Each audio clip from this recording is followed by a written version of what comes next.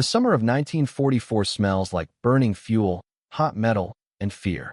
It is June 16th, just after dawn, and high above the patchwork farmland of southern England, a Royal Air Force fighter is flying so fast the entire aircraft feels close to tearing itself apart. The pilot grips the control column tightly while the engine screams at near maximum output. The airframe vibrates violently. Wind buffets the canopy hard enough to blur the edges of his vision. Ahead of him flies something deeply unnatural. Small, winged, mechanical. A stream of orange flame roars from its tail, while an ugly, buzzing drone tears through the morning sky like an enormous chainsaw. The British civilians below have already given it a nickname. The Doodlebug. Officially, it is the V-1 flying bomb, and it is heading directly toward London. The fighter chasing it is a Hawker Tempest, one of the fastest piston-engine aircraft ever built during World War II. Even the Tempest is barely catching it. The pilot inside the cockpit is Roland Beaumont, a young New Zealander already becoming one of the RAF's most skilled low-altitude fighter leaders. And at this moment, Beaumont understands something horrifying. He cannot safely shoot the bomb down. The V-1 carries an 850-kilogram explosive warhead. Destroying it with gunfire requires closing to extremely short range, often less than 200 meters. At those distances, the detonation itself becomes lethal to the attacking fighter. Several RAF pilots have already died exactly this way. Not from enemy aircraft, not from anti-aircraft fire. Killed by the bombs they successfully intercepted. The problem is not courage. The problem is blast physics. So Beaumont does something no pre-war flight instructor would ever recommend. Something that sounds insane even to experienced combat pilots. He carefully slides his Tempest closer to the flying bomb until the two aircraft are separated by only inches. Close enough to see individual rivets along the V-1's fuselage. Close enough that one mistake means collision. One touch of metal at over 600 kilometers per hour means death for both machines. Still he moves closer. Then, incredibly gently, Beaumont lowers his wingtip beneath the wing of the flying bomb and rolls. The effect is immediate. The V-1 rolls with him unexpectedly. Inside the weapon's fuselage, its gyroscopic autopilot instantly detects the movement and attempts automatic correction. Small control surfaces shift rapidly, trying to restore stable flight. But the gyroscopes do not understand why the aircraft is rolling. They only know that it is. The corrections arrive wrong. The machine begins fighting itself. The flying bomb tips harder, loses stability completely, and suddenly, instead of continuing toward London, it spirals downward into open countryside where it explodes harmlessly inside a field. No apartment block destroyed. No bus vaporized. No children buried beneath collapsing brick walls. Just smoke rising above hedgerows and farmland. It sounds almost magical. In reality, it is aerodynamics and desperation. To understand why the RAF resorted to physically tipping flying bombs out of the sky using fighter wings, you first have to understand how exhausted Britain had become by the summer of 1944. Because by June, the war has already lasted nearly 5 years. Britain has survived the Blitz, survived rationing, survived years of separation and loss. The Allies have landed successfully in Normandy only 10 days earlier, and for the first time many civilians finally believe the war may actually end. Then the bombs begin again. But these are not ordinary bombs. Not bombers crossing the channel. Not Luftwaffe raids pilots can intercept conventionally. Something colder has arrived. Something mechanical. A weapon designed specifically to terrorize civilians while minimizing German losses. The V-1 flying bomb represents one of the earliest operational cruise missiles in history. Powered by a pulse jet engine mounted above the fuselage, the weapon flies automatically toward preset targets across southern England at roughly 640 kilometers per hour. No pilot, no radio control, no onboard decision-making. Just machinery carrying explosives toward a city. The Germans officially call it the Vergeltungswaffe 1, the Vengeance Weapon 1. Even the name itself is psychological warfare. Technically, the V-1 is remarkably advanced for 1944. Inside the nose section sits a compact gyroscopic guidance system manufactured by Kreiselgerät GmbH. 2 gyroscopes control pitch and heading. A magnetic compass helps maintain direction. A small propeller mounted on the nose measures distance traveled by counting rotations. Once the preset distance is reached, the fuel supply cuts automatically. The engine stops. The bomb dives. Everything about the system is brutally efficient and terrifyingly impersonal. The first operational V-1s begin crossing the English coast during the night of June 13, 1944. Within days, panic spreads because Britain discovers something deeply unsettling. The flying bombs are extremely difficult to stop. Traditional anti-aircraft defenses struggle immediately. The V-1 flies low, typically between 600 and 900 meters altitude. Too low for many radar-directed gun batteries optimized earlier in the war for high-altitude bomber formations. The flying bombs are also fast, very fast. Gun crews along the coast often have only seconds to engage before the targets disappear inland toward London. The British balloon barrier proves unreliable as well. Huge barrage balloons carrying steel cables had once helped defend cities against low-flying aircraft. Some V-1s strike the cables and crash. Others simply cut through them, using wing-mounted cable cutters fitted by German engineers specifically for that purpose. Even the defenses feel outdated almost instantly. The weapon has changed the geometry of air defense faster than Britain can adapt. Fighter aircraft become the most flexible part of the system, but even fighters face severe problems. Because catching a V-1 is not the same as destroying one safely. Many Allied fighters cannot catch them consistently at all. The Supermarine Spitfire struggles badly at low altitude against the V-1's speed. Earlier models simply lack enough performance margin. The North American P-51 Mustang performs somewhat better, but still pushes its operational limits during interception attempts. Only a handful of aircraft can reliably overtake the flying bombs. The Tempest becomes one of the most important. So does the de Havilland Mosquito. And eventually, even early jets like the Gloucester Meteor join the defense effort. The Tempest proves especially effective because it combines speed with excellent low-altitude handling. The aircraft is essentially built for this exact nightmare. Powered by the massive Napier Sabre engine producing over 2,000 horsepower, the Tempest can exceed 700 kilometers per hour near sea level. It is fast enough to chase the V-1. Barely, but speed itself creates another danger. Closing on a flying bomb at nearly matching velocity leaves almost no margin for error. Pilots must approach carefully from behind while aligning gunfire on a target smaller than most aircraft they normally attack. Too far away, and the guns fail to destroy the weapon completely. Too close, and the resulting explosion kills the attacker. Several RAF pilots died during June and July 1944 because of this exact problem. The skies above southern England become a bizarre new battlefield where success itself can be fatal. And so the RAF begins improvising. Again, by 1944, British fighter culture has already spent years solving problems no pre-war doctrine anticipated. Night interception, radar-guided combat, low-level strike coordination, bomber escort strategy. Every year of the war forces new adaptation. The V-1 simply presents another impossible problem demanding another impossible solution. The wingtip maneuver does not emerge from one single brilliant moment. No pilot suddenly invents it fully formed. Instead, it evolves gradually across several squadrons defending southern England. Pilots flying extremely close to V-1s begin noticing strange aerodynamic instability affecting the bombs. Unexpected movement, small rolls, odd behavior near wingtip airflow, and eventually someone realizes something critical. The V-1's autopilot cannot distinguish between genuine instability and externally induced aerodynamic force. That insight changes everything. Because the gyroscopes inside the flying bomb only measure rotational movement relative to their own internal frame of reference. They do not understand why the movement occurs, only that it does. If an outside force pushes the V-1 into a roll, the autopilot automatically attempts correction through its control surfaces. Normally, this stabilizes the weapon.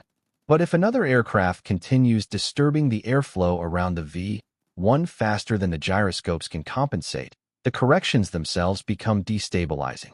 The bomb essentially begins fighting against invisible aerodynamic pressure it cannot properly interpret, and gradually, control collapses completely.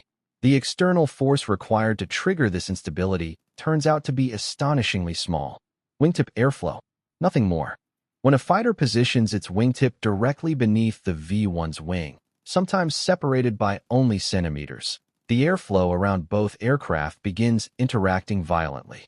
Pressure changes form instantly. Lift distribution shifts. Boundary layers interfere with one another. And critically, the V-1 begins rolling even though its own control surfaces have not commanded the movement initially. The autopilot senses instability and reacts. The reaction worsens the instability. The machine destabilizes itself. The maneuver requires precision almost beyond reason. Too far away, and nothing happens. Too close, and the wings collide. And collision at those speeds means death. Still, RAF pilots begin practicing it anyway. Because London is under attack again. And every diverted bomb matters. Every empty field instead of crowded neighborhood matters. Every explosion somewhere harmless instead of somewhere full of civilians matters. So high above Kent, Roland Beaumont edges his Tempest closer and closer toward another flying bomb, while the Sabre engine screams at maximum power. The aircraft are almost touching now. The pilot can feel turbulence through the controls. His wingtip inches beneath the V-1's wing. Closer, closer. Then, he rolls. The gyroscopes inside the V-1 flying bomb reacted instantly. The control surfaces moved automatically. The corrections came fast. But they came wrong. The flying bomb rolled harder instead of recovering. Its stubby wings tilted sharply while the primitive autopilot fought desperately to restore stability it no longer fully understood. The machine began destabilizing itself. The V-1 pitched downward, then spiraled, and seconds later, it slammed into open countryside instead of central London. To civilians watching from the ground, the maneuver looked impossible. To the pilots performing it, it felt even worse. Because the technique demanded a degree of precision far beyond normal combat flying. The approach alone was terrifying. A fighter pilot could not simply pull alongside a V-1 casually. The attack had to begin from slightly below and behind the bomb in order to avoid the exhaust stream from the weapon's Argus as 014 pulsejet engine. That exhaust plume was lethal at close range. The pulsejet fired roughly 47 combustion pulses every second, producing the harsh buzzing drone Londoners learned to fear instinctively. At the nozzle, exhaust temperatures approached 1500 degrees Celsius. Too close to the plume, and the fighter's radiator could suffer immediate damage. Engines overheated. Cockpits filled with the smell of burning metal and hot oil. Pilots described the air behind the V-1 as feeling turbulent, unstable, and hostile. The speed problem made everything worse. The V-1 flew at roughly 640 kilometers per hour. The attacking fighter needed to match that speed almost perfectly while staying only inches away from collision. Too fast, and the fighter overshot instantly. Too slow, and the bomb escaped ahead. There was almost no margin for error. Pilots later compared the experience to balancing two racing cars side by side, while one carried a massive explosive charge. And then came the roll itself. That part required extraordinary finesse. The fighter pilot could not jerk the controls suddenly. A sharp movement risked physical wingtip contact, and collisions sometimes happened anyway. At those speeds, even slight contact between aircraft could tear wings apart instantly. The maneuver demanded calm hands under conditions where panic would have been completely understandable. Some RAF pilots eventually developed an even more sophisticated variation. Instead of physically positioning the wingtip beneath the V-1's wing, they flew slightly above the bomb and rolled away sharply at the last second. The movement generated a strong wingtip vortex, a rotating spiral of turbulent air flowing outward from the fighter's wing. If positioned correctly, that vortex washed directly across the V-1's wing and produced the same destabilizing effect without requiring actual close contact. The method reduced collision risk somewhat, but increased the difficulty of positioning enormously. The vortex had to strike at precisely the correct point in the V-1's airflow. Too early or too late and nothing happened. The RAF squadrons assigned to anti-diver operations, the official code name for the V-1 interception campaign, rapidly transformed southern England into a giant experimental combat laboratory. One of the most important operational centers sat at RAF Newchich in Kent. There, pilots from No. 150-wing RAF refined interception tactics almost daily while the attacks continued. The learning curve was brutally fast because it had to be. Every mistake killed people. The Hawker Tempest became the primary anti-diver aircraft of the campaign. Its low-altitude speed made it one of the few piston-engine fighters truly capable of hunting V-1s effectively. Other aircraft contributed too. The Supermarine Spitfire Mk-14 improved dramatically once equipped with more powerful Griffin engines. The de Havilland Mosquito proved useful during night interceptions. And eventually, something entirely new entered combat. Jet fighters. The Gloucester Meteor became the first operational Allied jet aircraft used against the V-1 campaign. The future of aviation was arriving directly above England. The Meteor possessed enormous speed advantages over the flying bombs. But early jet technology remained fragile and unreliable. Engine failures occurred frequently enough that RAF Command initially forbade Meteor pilots from flying over water in case they needed to ditch. Even the jet age entered combat cautiously. The pilots themselves never treated wing tipping as some romantic stunt. That interpretation mostly emerged later. To the RAF squadrons defending London, it was simply another tactical option. One tool among many. If gunfire was possible, gunfire remained preferable. Faster, simpler, more reliable. But many situations made shooting impossible or dangerous. Sometimes a pilot had already expended ammunition. Sometimes the V-1 flew directly over populated areas where detonating the warhead in the air risked showering civilians with debris and explosive fragments. Sometimes the interception geometry simply did not allow a safe firing approach. In those moments, wing tipping became invaluable, not because it looked dramatic, because it prevented explosions over cities. Several pilots became exceptionally skilled at it. Flight Lieutenant Hugh Percy Jones successfully tipped multiple V-1s during the campaign.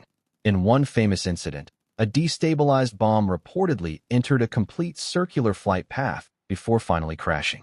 The gyroscopes briefly regained partial control, then lost it again completely as aerodynamic stresses overwhelmed the airframe. The machine fought desperately to remain stable, and failed. The exact number of V-1s destroyed through wing tipping remains frustratingly uncertain. Operational records from the anti-diver campaign were often incomplete, inconsistent, or deliberately vague due to wartime classification. Pilot logbooks rarely specified exact destruction methods clearly. Historians therefore rely heavily on estimates. What is known as this? By September 1944, Germany had launched roughly 10,000 V-1s toward Britain. British defenses destroyed or diverted the majority. Fighter aircraft accounted for approximately 1,900 successful interceptions. And within that number, wing tipping likely represented several hundred successful diversions. Several hundred bombs prevented from reaching London through nothing more than airflow manipulation and pilot nerve. The Germans learned about the technique quickly. Luftwaffe intelligence reports discussing RAF wing tipping appeared within weeks of the campaign beginning. German engineers explored countermeasures almost immediately. One proposal suggested placing explosive charges inside the V-1's wings designed to detonate if another aircraft touched them. The idea was rejected. The additional weight complicated production and reduced the already mediocre accuracy of the flying bomb. Other engineers attempted strengthening the guidance system itself against aerodynamic interference. But the underlying vulnerability proved difficult to eliminate without completely redesigning the autopilot philosophy. And Germany no longer possessed the time for major redesigns. Meanwhile, Allied engineers studied the V-1 obsessively. The Americans reverse-engineered captured examples with astonishing speed, producing their own copy designated the Republic Ford JB-2. USAF researchers conducted wingtip experiments using captured V-1 components and American-built copies during late 1944. But by then, the strategic situation had shifted dramatically. Allied ground forces were already overrunning launch sites in France. The concentrated V-1 threat against Britain was collapsing. The Americans never needed the technique operationally the way the RAF did. The Soviets studied the V-1 carefully after the war. So did the French. Every major military power recognized instantly that the flying bomb represented the beginning of something larger. Guided weapons, cruise missiles, automated warfare. The future had arrived screaming across the English Channel. And yet technological progress moved incredibly fast. Within only a few years, newer guidance systems became far more resistant to external aerodynamic disruption than the V-1's primitive gyroscopes. By the late 1940s, wingtipping would already have become far less effective against newer missile designs. The brief period where a human pilot could physically tip a cruise missile out of the sky using nothing but airflow was already disappearing. Still, during the summer of 1944, the vulnerability remained real, and Britain desperately needed every advantage it could find. Because the V-1 campaign inflicted terrible damage despite the improving defenses. Thousands died. Entire neighborhoods shattered beneath explosions. Families disappeared in seconds beneath collapsing brick and concrete. The physical destruction was horrifying, but the psychological damage cut even deeper. During the earlier blitz, civilians at least received warning. Air raid sirens sounded. Bombers approached audibly. People reached shelters, prepared mentally for attack. The V-1 changed that completely. With the doodlebugs, civilians listened constantly for the pulse jet engine overhead. As long as the buzzing continued, the bomb remained airborne. Then suddenly, the engine stopped, and silence itself became terrifying. Because silence meant impact was now seconds away. No one knew exactly where. Only that somewhere nearby, death was falling. That fear spread across Britain relentlessly. Children recognized the sound instantly. Shopkeepers froze during conversations. Entire streets unconsciously listened to the sky. The V-1 felt different from ordinary bombing because it seemed mechanical in a deeply disturbing way. No pilot, no human judgment, no visible enemy. Just mathematics and machinery carrying explosives toward a city automatically, which is exactly why the RAF interception campaign mattered so much.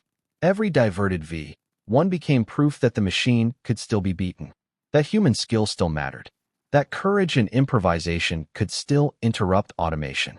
And day after day, RAF Tempest pilots continued climbing into the skies above Kent, chasing buzzing flying bombs toward London, sometimes with gunfire, sometimes with inches of clearance between wingtips, fighting one of the world's first cruise missile campaigns not with advanced computers or digital countermeasures, but with instinct, airflow, and extraordinary nerve. The V-1 changed the meaning of silence forever. During the Blitz years earlier in the war, civilians understood the rhythm of danger. Air raid sirens sounded. Bombers approached. People ran for shelters. And eventually, if they survived the night, the all-clear siren announced that the immediate threat had passed. The V-1 created a completely different psychological terror, because the flying bomb announced danger in reverse. As long as the pulse jet engine continued buzzing overhead, the weapon remained airborne. The bomb was still moving, still flying, still alive. People listened constantly to the sound because the sound itself became a form of reassurance. Terrifying reassurance. Because while the buzzing continued, there was still time, still uncertainty, still possibility that the bomb might pass overhead and strike somewhere else. Then the engine stopped, and silence became deadly. The V-1's engine cut out automatically once the fuel supply reached its preset limit. That silence meant the bomb had entered its terminal dive. Impact would come within seconds. No time for thought, no time for strategy. Only enough time to throw yourself flat and hope the explosion happened somewhere else. Children learned this instinctively. Entire streets learned it instinctively. The silence killed people almost as effectively as the explosion itself. The psychological pressure spread across London and southeastern England with astonishing speed. Shopkeepers paused conversations whenever the buzzing passed overhead. Families froze during meals. Bus passengers looked upward nervously at every unfamiliar sound. The weapon transformed ordinary city life into a constant state of listening. Because somewhere above the clouds, mathematics and machinery were deciding randomly who might die next. Yet gradually, Britain adapted. That became the defining pattern of the entire war. Adaptation. The V-1 initially seemed unstoppable because it changed the rules faster than existing defenses could react. But British defenses evolved rapidly once commanders understood the threat properly. By late summer 1944, the anti-diver defense system had become remarkably sophisticated. Radar-directed gun batteries were repositioned toward the coast instead of deeper inland. American-developed proximity fuses dramatically improved anti-aircraft effectiveness. Ground controllers refined interception coordination procedures continuously. Fighter pilots improve pursuit tactics almost daily. Every part of the system learned from the failures of the other parts. And gradually, the V-1 campaign began losing momentum. Inside that larger defense network, the wingtip maneuver found its proper place.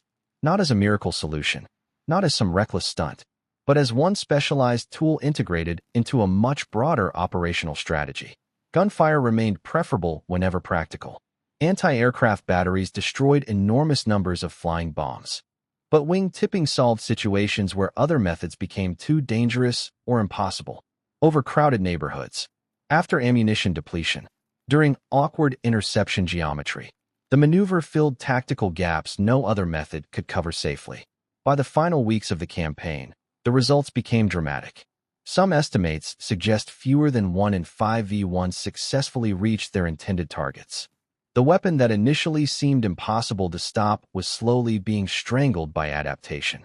Not through one invention, through many. Radar, gunnery, coordination, fighter tactics, improvisation. And among those improvisations remained one of the strangest aerial combat techniques ever developed.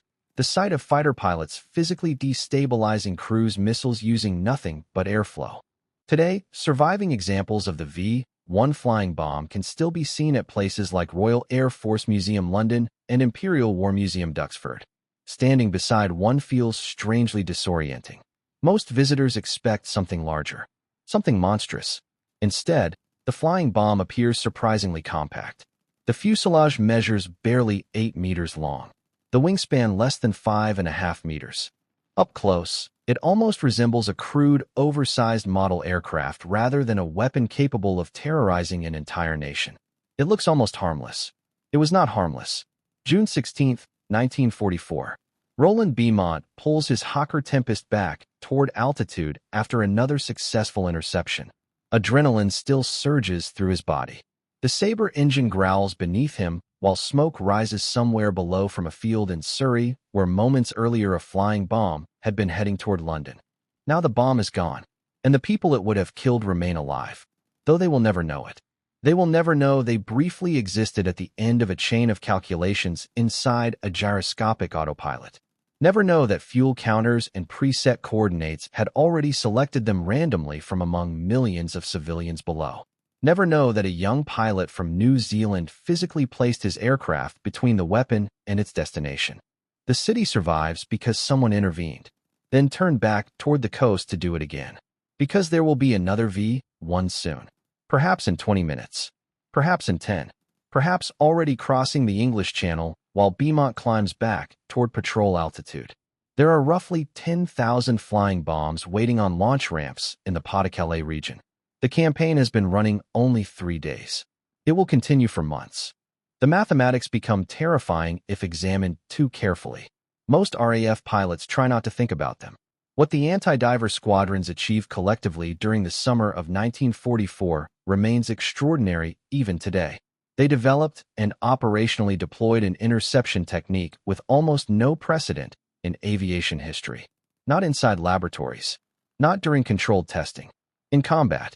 Above Kent, above Surrey, above the Channel, often at dawn or dusk when the V-1s became hardest to see, often with their aircraft operating at the very edge of performance, often with almost no room for error. The pilots of No. 150 Wing RAF destroyed more V-1s than any other single RAF unit, sometimes using gunfire, sometimes using their wings, sometimes inventing solutions in the air faster than official doctrine could follow. They improvised against a weapon specifically designed to defeat improvisation. And they succeeded. What makes the wingtip maneuver remarkable is not merely that it worked. It is how fundamentally simple the underlying principle remained. Air disturbed at precisely the correct point transfers instability into another object moving through it. That is all. No secret electronics. No advanced missile defense system. Just aerodynamics exploited with extraordinary skill and courage. The Germans believed the V-1 guidance system robust, and in many respects, it truly was.